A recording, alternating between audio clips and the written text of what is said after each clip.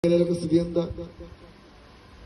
വന്യമൃഗങ്ങൾ ഇറങ്ങി കൃഷി നശിപ്പിക്കുന്നു. ഇടപെടാൻ ഈ ഗവൺമെന്റിന് കഴിയാത്തൊരു സ്ഥിതി. പക്ഷെ മറുവശത്ത് എല്ലാ മേഖലയിലും ധൂർത്താണ്. നവകേരള സദസ്സ് എന്തുപകാരം ഉണ്ടായ? ഇവിടെ ഇരിക്കുന്ന ആളുകളൊക്കെ ഉമ്മൻചാണ്ടിയുടെ ജനസമ്പർക്ക പരിപാടിയിൽ പങ്കെടുത്ത ആളുകളാണ്. മന്ത്രിനെ നേരിട്ട് കാണാനോ ഒരപേക്ഷ കൊടുക്കാനോ ഒരാൾക്കൊരു ചാൻസ് ഇല്ല. ലക്ഷങ്ങൾ മുടക്കി, കോടികൾ മുടക്കി ഒരുപാട് ഭക്ഷണം അവര് മന്ത്രിമാര് കഴിച്ചു എന്നല്ലാതെ, അതിന്റെ പേരിൽ യാത്ര നടത്തി എന്നല്ലാതെ ഏതെങ്കിലും ഒരു സാധാരണക്കാരനെ കണ്ട് ഒരു പരാതി കേരളത്തിന്റെ മുഖ്യമന്ത്രി സ്വീകരിച്ചു? ഏതെങ്കിലും ഒരു പരാതിക്ക് പരിഹാരമുണ്ടാക്കിയോ? ഒന്നും നടന്നില്ല. അപ്പൊ അതിനുവേണ്ടി കോടികളാണ് ചെലവഴിച്ചത്. അവരുടെ PR വർക്കിന് വേണ്ടി കോടികൾ ചെലവഴിച്ചു. കേരളീയം എന്ന് പറഞ്ഞുകൊണ്ട് കോടികൾ ചെലവഴിച്ചുകൊണ്ടിരിക്കുന്നു. അങ്ങനെ നമ്മളൊക്കെ കൊടുക്കുന്ന നികുതി പണം ദൂർത്തടിക്കാൻ വേണ്ടി ഉപയോഗിച്ചുകൊണ്ടിരിക്കുക. ഇപ്പോ എത്ര പ്രാവശ്യമാണ് കറണ്ടിന്റെ ചാർജ് കൂട്ടിയെന്ന് ഇവിടെ ഇരിക്കുന്ന ആളുകളോട് ചോദിച്ച, കാരണം ഇപ്പൊ എണ്ണ എടുക്കാറില്ല. കാരണം അതുപോലെയാണ്, മാസത്തിൽ കറണ്ട് കാശ് കൂട്ടിക്കൊണ്ടിരിക്കുക. ആ വൈദ്യുതി ബോർഡിനെ 45,000 കോടി രൂപ കടക്കണിയിലാണ് ഇപ്പൊ വൈദ്യുതി ബോർഡ് പോയിക്കൊണ്ടിരിക്കുന്നത്. വെള്ളത്തിന് വില കൂട്ടിക്കൊണ്ടിരിക്കുകയാണ്. കഴിഞ്ഞ വർഷമാണ് എല്ലാ വസ്തുവിന്റെ നികുതി കൂട്ടിയത്, ന്യായവില കൂട്ടിയത്. എങ്ങനെയൊക്കെ നമ്മളെ കൊള്ളയടിക്കാമോ അങ്ങനെയൊക്കെ ജനങ്ങളെ കൊള്ളയടിച്ചുകൊണ്ടിരിക്കുന്ന ബ്രിട്ടീഷുകാരെ പോലും തോൽപ്പിക്കുന്ന തരത്തിലുള്ള നികുതി കൊള്ള നടത്തിക്കൊണ്ട് ഈ ഗവൺമെന്റ് മുന്നോട്ട് പോവുകയാണ്. ജനങ്ങൾ വെറുത്ത ജനങ്ങൾക്ക് ജീവിക്കാൻ കഴിയാത്ത ഒരു സാഹചര്യമാണ് നമ്മുടെ നാട്ടിലുണ്ടായിരിക്കുന്നത്. മുഖ്യമന്ത്രി നാട്ടിലിറങ്ങിയുള്ള സ്ഥിതി എന്താ? 45 വണ്ടികളുടെ അകമ്പടിയോടുകൂടിയിട്ടാണ് കേരളത്തിന്റെ മുഖ്യമന്ത്രി മുന്നോട്ട് പോയിക്കൊണ്ടിരിക്കുന്നത്. ഒരാൾക്ക് റോഡിലിറങ്ങാൻ പറ്റാത്ത സ്ഥിതിയാണ്. പോലീസുകാരുടെ ആകെ ഡ്യൂട്ടി എന്ന് പറഞ്ഞാൽ മുഖ്യമന്ത്രി വന്നാൽ റോഡില് ഇറങ്ങി, നിങ്ങളൊക്കെ കണ്ടിട്ടുണ്ടാവും,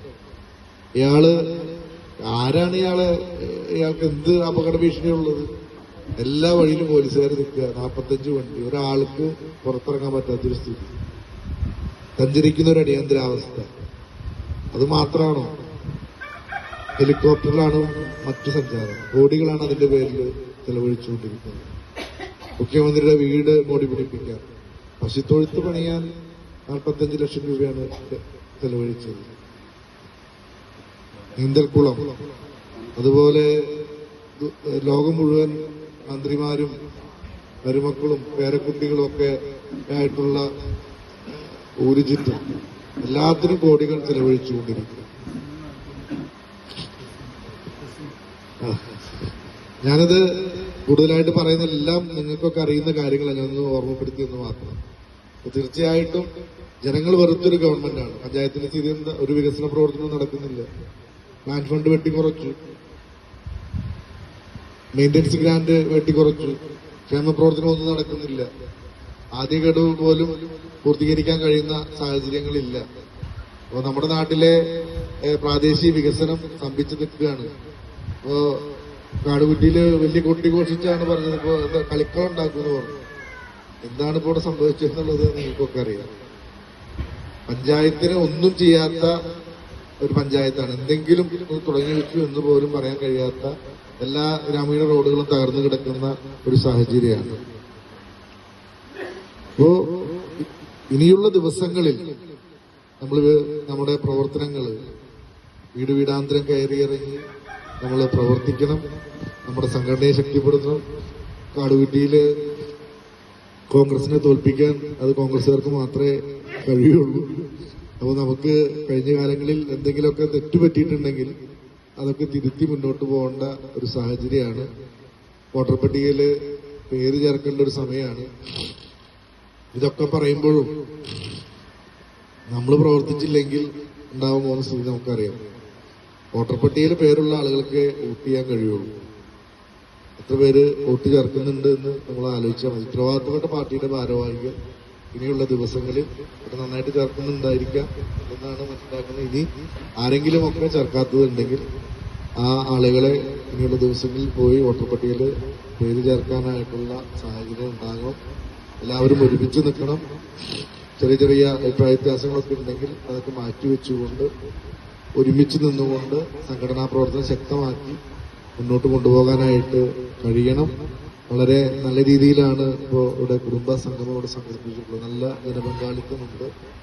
ഇനിയും നമ്മൾ കുറെ കൂടി നല്ല രീതിയിൽ നമ്മുടെ പ്രവർത്തനങ്ങൾ മുന്നോട്ട് കൊണ്ടുപോകാനായിട്ട് കഴിയണം.